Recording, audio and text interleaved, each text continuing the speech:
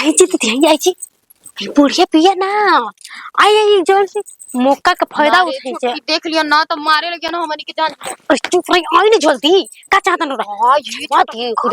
जल्दी जल्दी फाड़ नहीं था खाई फाड़ के दे हम बड़ा बुढ़िया नो है हमरा सोचे खातिर लसिया जानता नहीं अब दिल लसिया ना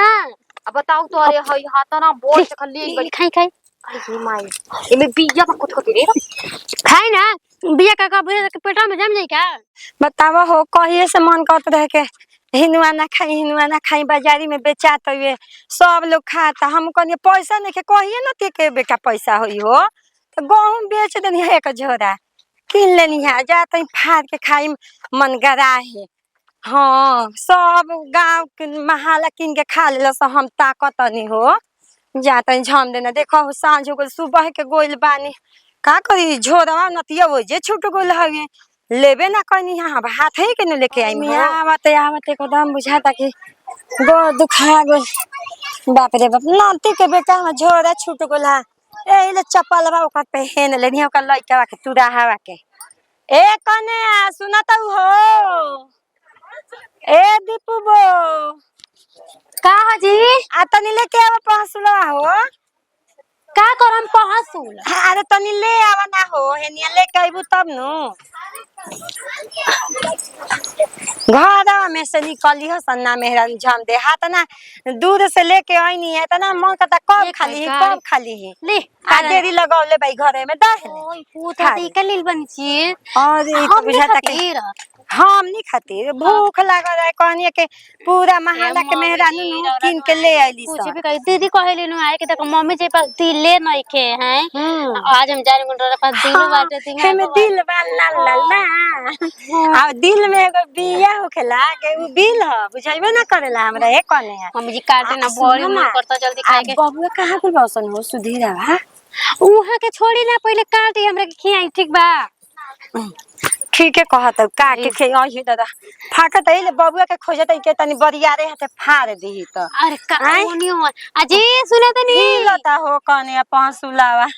फाटत नहीं के अनितेशवा कहां गइल बा हो हम फाड़ दी बक्तारल ना फाटी हमरा से फाटते नहीं के अरे तो कूद के फाड़ दे में पे कूद के फाड़ दे कूद के दाई दादा हाथ को कट जाता है जानलू कैसे फाटी एक बार कूद न जाई अब्बा के रही तो सुधीर बात तनी निक से फाड़ दित नतिया के बेटा घरे ना रहेला जब आई ना बाजारे के हां अरे बबुआ ले हिनुआ ना ले हिनुआ ना खाए के ललनी खाए के हां अरे को बाजार से लेला जानत हवे हैं आ जानत है बबुआ का बाप भाई कबो कुछ खेले नहीं गस लबर लबर पहले रही खड़ी आगे हाथी पर खाली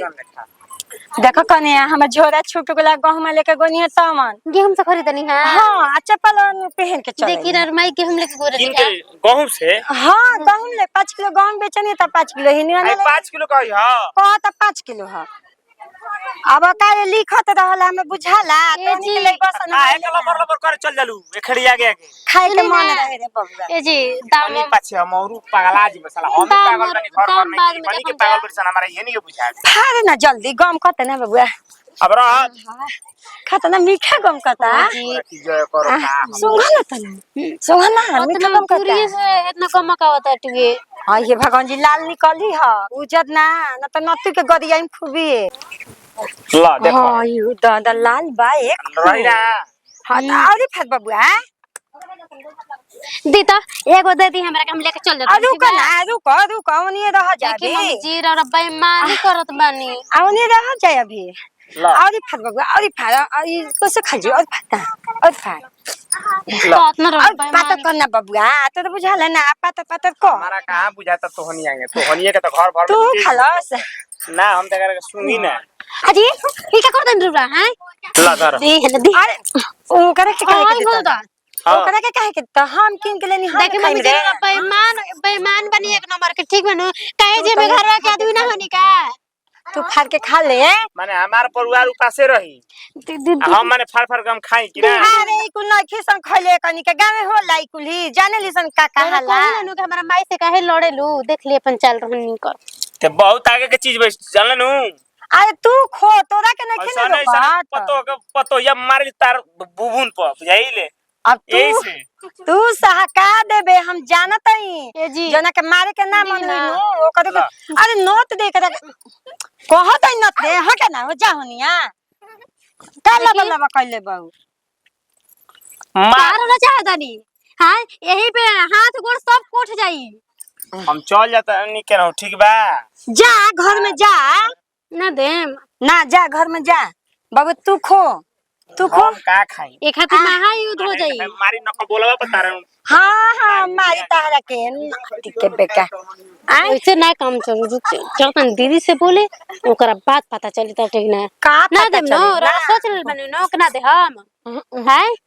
हम खाई पहले हम किन के ले लन हां तो देखतन डोरा कैसे अकेला खातन ठीक बनू अब एक घर में एक खातिर डोरा नहीं जन का से का होखी का हो जाई जी दीदी जा जौन होई तौन देख लेम जेकरा के बुला के बुला द त भतार त आके कह के गोलन नु त अब कौन जना आए वाला बावन औरी का तार आए वाला बावन जा भाई या बाप का कर ली हन जे देख लेम एकदम उछले बा तर कि हवा निकल तीन होते आई माई होनिया पूरी परता है निया परते देखे तना ई गाँव टपा टपा होनिया पूनिया पर हां और मोती मराइल बैठे नु यही से नहीं बुनी पड़ता है नहीं के परत का भइल छत पे से पानी गिरता बुझाइल अच्छा एतिया टूटिया खुला बा का छतवा पे के रोरा का जानत बानी हम कहतनी कि हेनिया कानी के पूनी परता परत तो दिने में अनर आई रहिंदा एही तरह कुछ ना लौकेला ठीक बनू छोट की बुझा तो सही में हमारा आँख खराब हो गइल बा का चाहतनी 11 में का भइल? नौकर बन के रहल का भइल का बोल रहा